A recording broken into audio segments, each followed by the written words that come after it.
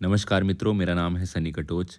National youth day के इस उपलक्ष्य पे आज मैं आप सबको बधाई देता हूँ और इस वीडियो में हम हमारे देश की ऐसी महान हस्ती के बारे में बात करेंगे, जिन्हें आप सब लोग स्वामी विवेकानंद जी के नाम से जानते हो। स्वामी विवेकानंद जिनका बचपन का नाम नरेंद्र नाथ था, इनका जन्म 12 जनवरी 1863 में होता है। बंगाली फैमिली में इनका जन्म होता है और बचपन से ही काफ़ी उत्साहित, फियरलेस, क्वेश्चन पूछने वाला इनका स्वभाव था। किसी चीज़ से डरते नहीं थे, घबराते नहीं थे। इसी के चलते बड़े हुए जीवन में ऐसे विचार जो इंसान को जवान बनाते हैं।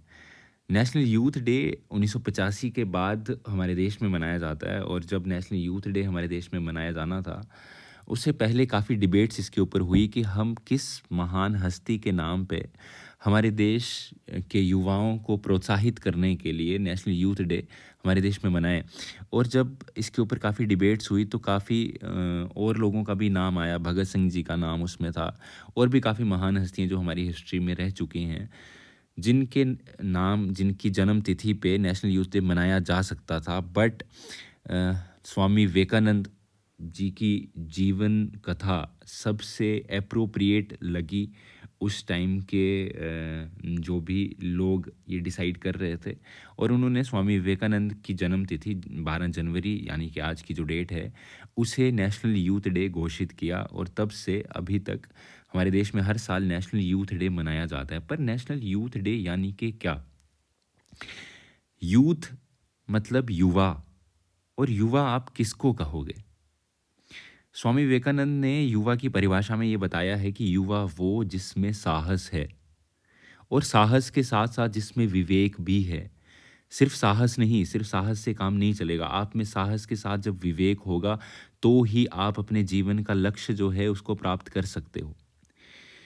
विवेकानंद जी की बहुत सी कहानियाँ हैं। मैं आप सबको ये आग्रह करना चाहता हूँ कि आप विवेकानंद जी को पढ़िए। ऐसे महान पुरुष को आपको पढ़ना चाहिए। हमारे सब देश के लोगों को पढ़ना चाहिए। वैसे तो सबको पढ़ना चाहिए, बट जो यूथ है, जो युवा पीढ़ी है, उसको पढ़ना ज़्यादा चाहिए। क्योंकि अ, यूथ डे स्वामी विवेकानंद जी के नाम पे रखने का एक कारण ये भी है कि स्वामी विवेकानंद जी के जो विचार हैं, वो विचारों को संभाल पाना, उनके ऊपर चलना और उनका जैसा जीवन जीना, इस सब के लिए बहुत ताकत चाहिए, बहुत ब्रेवरी चाहिए। और ऐसी ब्रेवरी सिर्फ यूथफुल स्टेज में ही आपके पास हो सकती है। और ऐसी ब्रेवरी होने के लिए आपको यूथफुल होना पड़ेगा। और यूथफुल होने से यहाँ पे मतलब आपकी उम्र से नहीं है।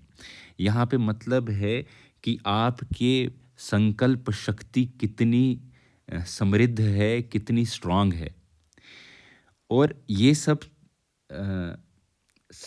इस चीज़ को समृद्ध करने के लिए आपको स्वामी विवेकानंद को पढ़ना चाहिए, उनके विचारों को पढ़ना चाहिए। अलग-अलग स्वामी विवेकानंद ने हर विषय पे बोला है, हर एक विषय के ऊपर बोला है, और उन्होंने अपने जीवन में उस सब चीज़ों को रियलाइज़ किया है। वो सब चीज़ें जो आज का युवा या कोई भी युवा सपना देखता है कि मैं ये करूँ, मैं वो करूँ, ये सब चीज़ें स्वामी विवेकानंद ने अपने टाइम पे की हैं।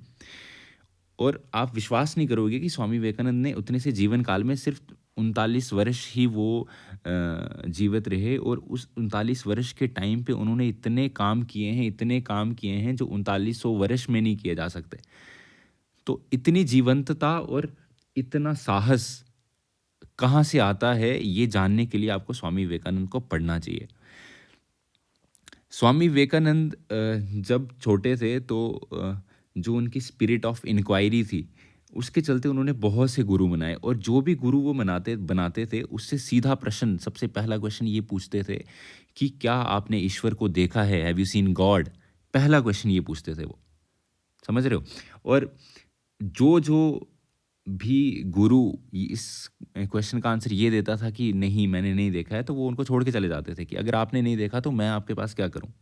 और इस प्रश्न का उत्तर जब रामकृष्ण परमहंस से उनको मिला, जब रामकृष्ण परमहंस से उन्होंने पूछा कि क्या आपने कभी भगवान को देखा है, और उन्होंने बोला हाँ, मैंने भगवान को उतनी ही जीवंतता से देखा है जितना तुम मुझे देख पा रहे हो। ये उन्होंने यहाँ तक बोला कि मैं इससे भी ज़्यादा क्लैरिटी से भगवान को देख पा रहा हूँ, जितनी क्लैरिटी से तुम मुझे देख पा रहे हो। और ये सुन के स्वामी विवेकानंद, जिनका तब नाम नरेंद्र नाथ था, वो एकदम हक्के-बक्के, ही वाज़ एस्टोनिश्ड कि भाई इतनी कन्विक्शन के साथ ये इंसान कैसे बोल रहा है, इसका मतलब कुछ ना कुछ तो है। और वो उसके बाद उन्होंने रामकृष्ण परमहंस को अपना गुरु बना लिया। और उसके बाद धीरे धीरे धीरे उनको रियलाइजेशन होने लगी, वो जो माँ काली में श्रद्धा उनकी थी उनके गुरु की, और उनकी भी वो श्रद्धा धीरे धीरे बढ़ने लगी। और धीरे धीरे उनको वो सब रियलाइजेशंस हुई जो उनके गुरु को हुई थी। और श्रद्धा के ऊपर जब उनने बात की, उनका एक लेक्चर है अपने गुरु के ऊपर, उसमें जब वो श्रद्धा के ऊपर बात करते हैं तो उन्होंने श्रद्धा को भी ऐसा ऐसा नहीं था कि अपने गुरु के ऊपर भी आंखें बंद करके श्रद्धा कर ली, गुरु को भी टेस्ट किया उन्होंने। वो कभी ऐसा नहीं बोलते थे कि आप जो है मेरी बातों को आंखें बंद करके स्वीकार कर लो। वो तो हमेशा ये बोलते थे कि आप मेरी बात मत मानो, मेरी बात को आप आंखें बंद करके मत मानो, आप उस चीज़ को करके देखो। और एक कहानी मैं आपको सुनाता हूँ कि अपने उनके जो गुरुजी हैं रामकृष्ण परमहंस, वो ऐसा बोला करते थे कि पैसे से उनको दूर रखा जाए। अगर वो पैसा टच, ऐसा बोलते थे कि पैसा मैं टच करूँगा तो मुझे करंट लगती है पैसे से, इसलिए मेरे पास पैसा मत लाया करो कभी भी। और ये बात जब नरेंद्र नाथ यानी कि स्वामी विवेकानंद जी ने सुनी तो उनको ऐसा लगा कि ये तो कुछ तार्किक बात नहीं है।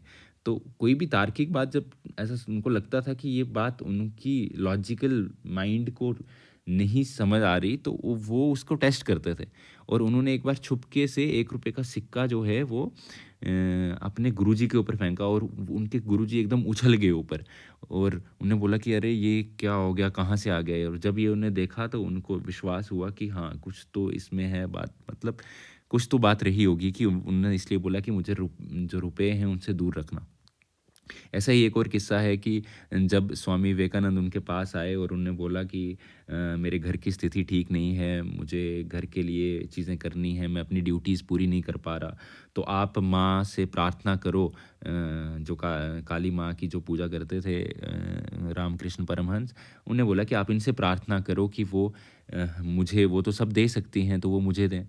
तो रामकृष्ण परमहंस ने बोला कि भाई यहाँ देखो, यहाँ किसी की सिफ़ारिश नहीं चलती है, अगर आपको प्रार्थना करनी है तो अंदर जाओ, माँ से माँगो और माँ तुम्हें दे देगी। और वो अंदर गए, बैठे, और जब उन्होंने माँ को देखा, उनके चरणों में बैठे और आँखें बंद की तो कुछ माँग नहीं पाए, और काफ़ी देर बैठे रहे और फिर बाहर आए। तो बाहर आके उनके गुरु ने बोला कि क्या तुम्हें वो मिल गया जो तुम माँगना चाहते थे? तो विवेकानंद जी बोले कि मैं तो भूल ही गया कि मैं अंदर जाके क्या माँगना चाहता था। उन्होंने उनको दोबारा भेजा, ऐसा 2-3 बार हुआ जब उनने उनको भेजा अंदर, और अंदर जाके वो जब बैठते थे तो वो भूल जाते थे ये चीज़ कि मैं चाहता क्या हूँ। और माँ के सामने बिल्कुल जैसे एक बच्चे को अपनी माँ के सामने जब होता है वो, तो वो उसको कुछ नहीं चाहिए होता, और वैसे उनके सामने वो बैठते थे। तो जब तीसरी बार भी जाके नहीं माँग पाए तो उनको ये रियलाइज़ेशन हो गई कि माँगने से तो क्या मिलेगा, और माँगना निरर्थक है, माँगने में कुछ रखा नहीं है, ये बात की रियलाइज़ेशन हुई। और उसके बाद ऐसा माना जाता है कि उनको वो रियलाइज़ेशन हो गई जो उनके गुरु को थी। यूथ की अगर बात करें तो स्वामी विवेकानंद को जब भी यूथ से जोड़ा जाता है तो उसका उसका मतलब ये है, क्योंकि स्वामी विवेकानंद ये जानते थे कि अगर देश को बदलना है, देश को सुधारना है, देश को सही ट्रैक पे लाना है, तो हमारे देश के यूथ को सही ट्रैक पे लाना पड़ेगा। और ये देश का यूथ ही है जो आगे चल के देश का भविष्य बनेगा। तो यूथ की एक परिभाषा ये भी है जो हमेशा फ्यूचर टेंस में बात करे, जिनके सेंटेंसेस में फ्यूचर टेंस ज़्यादा दिखे वो यूथ है, और जो अपने सेंटेंसेस में पास्ट टेंस का ज़्यादा यूज़ करे वो आप समझो कि वो अब यूथफुल नहीं रहा। तो अगर आप अपने फ्यूचर की बात करते हैं, जीवंतता की बात करते हैं, आपके जीवन का लक्ष्य है, आपके जीवन का पर्पस है कुछ, आप अपने आप से स्वामी विवेकानंद ने, अगर आप स्वामी विवेकानंद को पढ़ोगे तो आपको ये तो समझ नहीं आएगा कि आपका पर्पस क्या है, बट पर्पस होना क्या चाहिए, ये आपको धीरे-धीरे समझ जो क्लैरिटी ऑफ थॉट है, ये आपको धीरे-धीरे मिलने लगेगी जब आप स्वामी विवेकानंद जी को पढ़ना स्टार्ट करोगे। सुभाष चंद्र बोस जी ने स्वामी विवेकानंद के बारे में एक चीज़ बोली है कि अगर आप लेटे हुए स्वामी विवेकानंद जी को पढ़ोगे, तो आप उठकर बैठ जाओगे। अगर बैठकर पढ़ रहे होगे, तो आप खड़े हो जाओगे और अगर आप खड़े होके उनको पढ़ रहे होगे, तो आपको कर्म करने की प्रेरणा स्वामी विवेकानंद जी से मिलेगी। इतनी शक्ति उनके विचारों में, इतनी प्रचंड विचार उनके हैं कि आपको उनसे इतनी प्रेरणा मिलेगी। एपीजे अब्दुल कलाम हमारे जो देश के राष्ट्रपति रहे, वो स्वामी विवेकानंद जी के विचारों से कितने प्रभावित हुए। जेआरडी टाटा उनसे प्रभावित हुए। टेस्ला जो हैं वो उनसे प्रभावित हुए। बहुत सारे लोग ऐसे हैं जो स्वामी विवेकानंद से प्रभावित होके जिन्होंने इस पूरी मानव समाज को और पूरी पृथ्वी को बेहतर बनाने का काम उन लोगों ने किया है। तो इसी के चलते नेशनल यूथ डे मनाने का मतलब सिर्फ ये नहीं है कि स्वामी विवेकानंद जी के नाम की एक स्टोरी चढ़ा दी या फिर उनका कोई थॉट उठा के आपने किसी को चिपका दिया, ये मतलब नहीं है। अगर आप में हिम्मत है, अगर आप में साहस है, विवेक है, तो आप स्वामी विवेकानंद के जैसा जीने का प्रयत्न करो। उनके जैसे जीने की प्योरिटी आप में अगर है, आप में अगर वो साहस है, तो आप वो करके दिखाओ। और अगर जब आप वो करोगे, तो धीरे धीरे आपको क्लैरिटी मिलने लगेगी। हमारे जीवन में क्योंकि कोई लक्ष्य नहीं है, इसीलिए हम यहाँ वहाँ भटक रहे हैं, हमें पता नहीं है कि करना क्या है। जब कभी अपने आप को शीशे में देखते हो, तो हम सब लोगों को हमारी आंखें ये पूछती हैं कि भाई what is the purpose of your life, तुम क्या करने आए हो, ये तुम्हें जो जीवन मिला है, इस जीवन का मतलब क्या है। बट हम छोटी मोटी चीज़ों में, रिस्पॉन्सिबिलिटीज़ में, आज मेरी जॉब नहीं लगी, अभी मेरी शादी नहीं हुई, ये सब चीज़ों में फंस के अपने जीवन का जो लक्ष्य है उसको भूल जाते हैं। जीवन का लक्ष्य मैं आपको ये नहीं बता रहा कि किसके जीवन का क्या लक्ष्य है, मैं आपको ये बता रहा हूँ कि मनुष्य जीवन अनंत संभावनाओं का नाम है। आपके पास इन्फिनाइट पॉसिबिलिटीज़ हैं, ये सिर्फ ह्यूमन में ही पॉसिबल है। किसी जानवर के पास इन्फिनाइट पॉसिबिलिटीज़ नहीं होती हैं, उनके पास लिमिटेड ऑप्शंस हैं, बट आपके पास इन्फिनाइट ऑप्शंस हैं, आप कुछ भी कर सकते हो अगर आपके पास सही साहस और सही विवेक है। और ये सही साहस और सही विवेक आपको स्वामी विवेकानंद जी की लाइफ स्टोरी, उनकी लिखी हुई बुक्स, उनकी लिखे हुए पेपर्स से आपको सामने झलकता हुआ दिखाई देगा। स्वामी विवेकानंद जब उन्होंने महासमाधि ली थी, उससे पहले उन्होंने बोला था कि मैं शायद अपना जो कॉन्शियसनेस है उसको अपनी इस बॉडी में अब ना रख पाऊँ, तो मैं ये बॉडी छोड़ के जा रहा हूँ। बट मुझे बड़ा क्लियरली ये दिख रहा है कि भारत जो है एक बार फिर से विश्व गुरु बनेगा और पहले से ज़्यादा बेहतर स्थिति भारत की फ्यूचर में होगी।